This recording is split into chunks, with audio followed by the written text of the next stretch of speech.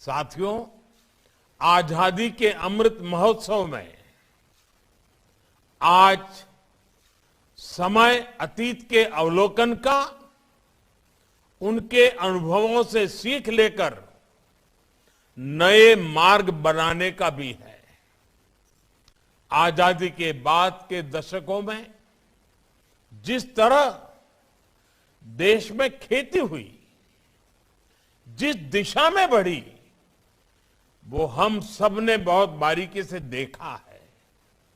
अब आजादी के 100वें वर्ष तक का जो हमारा सफर है, आने वाले 25 साल का जो सफर है, वो नई आवश्यकताओं, नई चुनौतियों के अनुसार अपनी खेती को ढालने का है। बीते 6-7 साल में बीज से लेकर बाजार तक किसान की आय को बढ़ाने के लिए एक के बाद एक अनेक कदम उठाए गए हैं।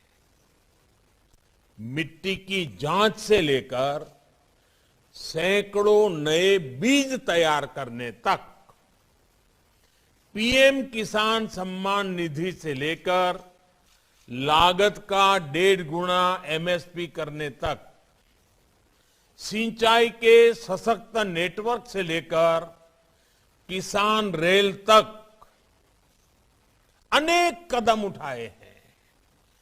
और श्रीमान तोमर जी ने इसका कुछ जिक्र भी अपने भाषण में किया है।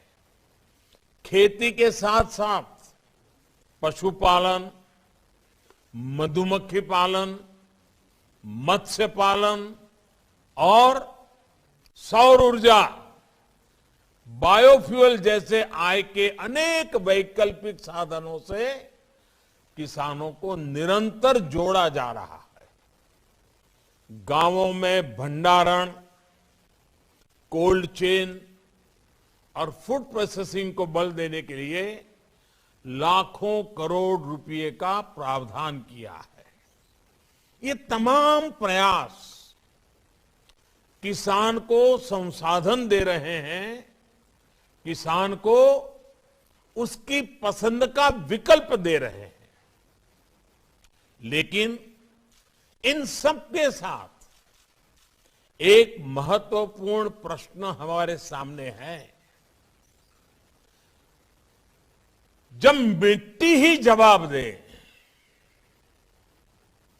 जब मिट्टी ही जवाब दे जाएगी, तब क्या होगा? जब मौसम ही साथ नहीं देगा,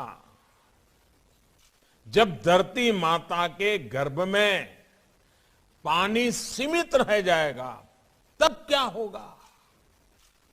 आज दुनिया भर में खेती को इन चुनौतियों से दो चार होना पड़ रहा है। ये सही है कि केमिकल और फर्टिलाइजर ने हरित क्रांति में अहम रोल निभाया है, लेकिन ये भी उतना ही सच है कि हमें इसके विकल्पों पर भी साथ ही साथ काम करते रहना होगा और अधिक ध्यान देना होगा।